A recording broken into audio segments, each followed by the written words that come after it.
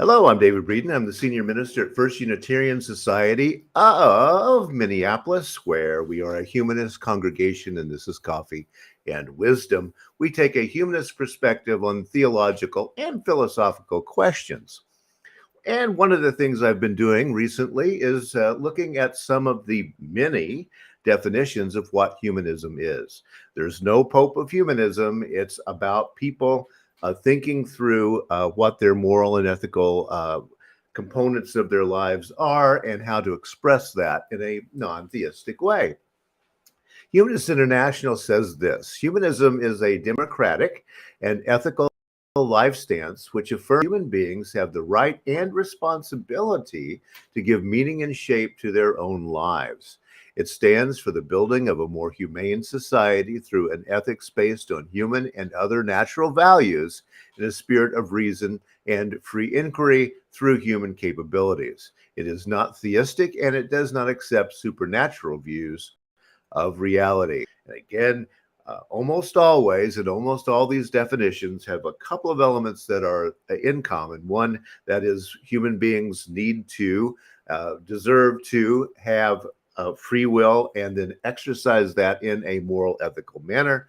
And also that this is outside the realm of suggestions by some sort of supernatural deity, entity, or whatever. Well, I've also been looking at utopias recently, and today I do want to look a little bit at achievable utopias. I've talked before about the whole idea of a utopia. The word itself was invented in 1516 by Sir Thomas More for his book titled Utopia.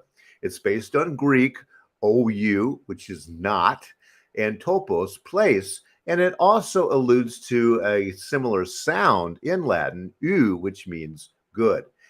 And so we get together this idea of it's not real, but it would be a good idea kind of idea and that kind of place. And yes, utopias are not what they once were. At one time, the idea of progress filled people's minds with hope about some kind of future out there that would be much more technological and a lot less work, is usually the two kinds of ideas there. Fair distribution of value in the utopia, and then a dystopian vision in which people are oppressed by some kind of outer force, usually also with constant surveillance and that kind of thing. Last week, I talked about achievable utopias in the idea of the arts and crafts movement of the late 19th century that continues to this day, and also the idea of building a utopia is still not completely out of the human realm in terms of what we have that we call arcology.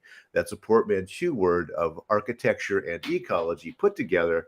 Can we live in some kind of a living space that is ecological and also provides basic human needs?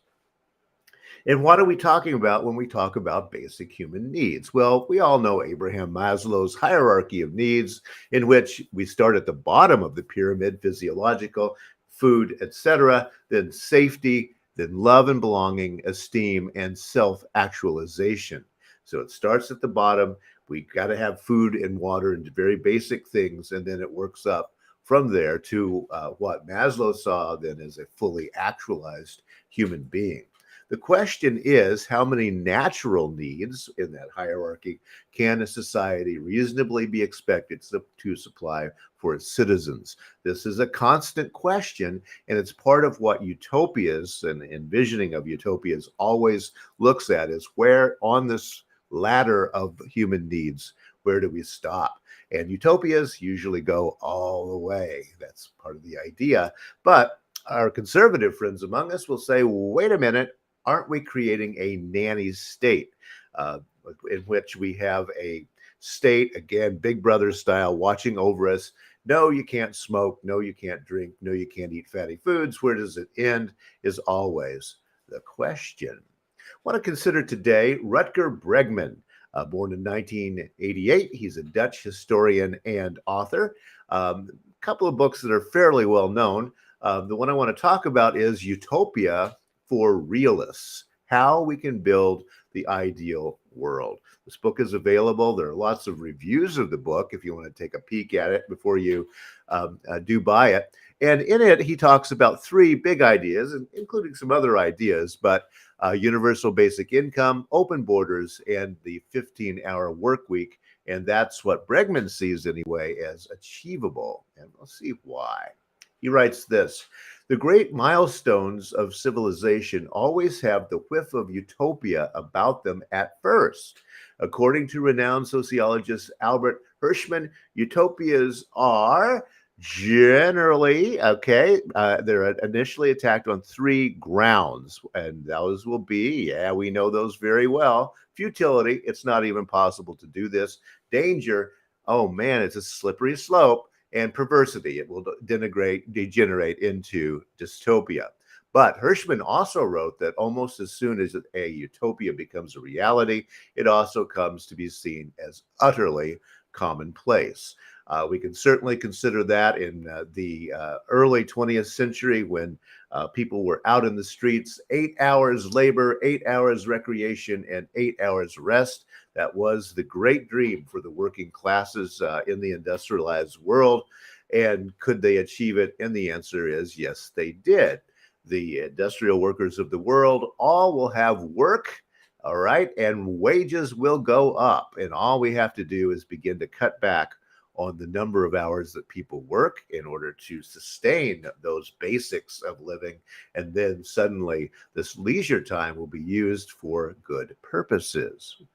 And of course, other things that have been done away with, child labor in the late 19th century in most of the industrialized world. So at one time, we can't do that. That's a utopia to think that we can't, that we can have an industrial system without using children in it. Well, actually, that turned out to be not true.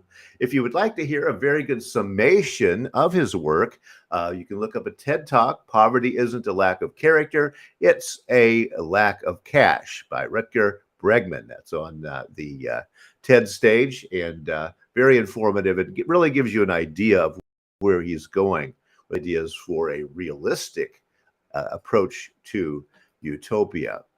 Well, one of those things that he talks about is universal basic income, UBI, as it's often called these days. This is defined on thebalance.com as universal basic income is a government guaranteed payment that each citizen receives. It is also called a citizen's income, guaranteed minimum wage, or basic income. The intention behind the payment is to provide enough to cover the basic cost of living and establish a sense of financial security for everyone. The concept is also seen as a way to offset job losses caused by technology. And indeed, that last sentence is probably why the universal basic income is being discussed again. It was discussed after the Second World War and faded away. The discussion now has a lot to do with the fear that people will be replaced by machines. I've talked about that before on Coffee and Wisdom, as how we don't have to do that, but it seems like a lot of people do see that as an inevitability. So what are some problems? Why don't we just start doing that? Well, what about incentive? And there you go. That goes right back to that futility and the idea that we're going to somehow make people simply pieces, pawns in the game of the nanny state. Why give people money who won't work is another good conservative question. But doesn't UBI only raise the floor concerning what poverty is? This is a little bit more of a serious question. Most of the studies show that it doesn't damage incentive. People still do want to work for the most part if they can find purposeful work and rewarding work. And so it's not about not giving people money. It's about where does the poverty floor then exist? And perhaps, and then this is all really still in the study phases because very few places have really experimented with this, but does it actually raise the floor of poverty so that no one will feel like they have anything? Good question. Free money works, writes Bregman.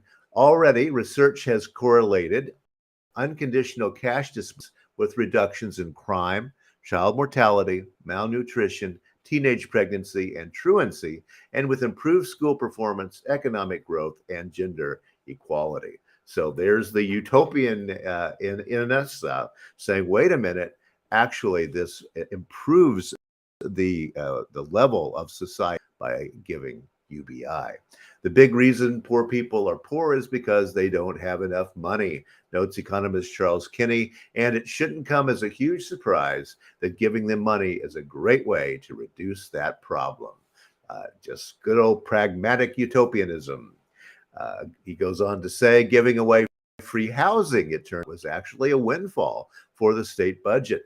State economists calculated that a drifter living on the street cost the government 16,670 thousand a year for social services, police, etc. An apartment plus a professional counseling, by contrast, costs a modest $11,030. So it's cheaper to have people in housing than on the street. Again, this pragmatic approach to what utopian thinking can be. He goes on to write in Utopia for Realists, the question is, what is the value of free speech when we no longer have anything worthwhile to say? What's the point of freedom of association when we no longer feel any sense of affiliation? What purpose does freedom of religion serve when we no longer believe in anything? Good questions to ask as we go along. And interestingly enough, those of you who have been following along with utopian dystopian thinking, Yevgeny Zemyatin, who wrote the first dystopian novel in 1921, remember the way he started that.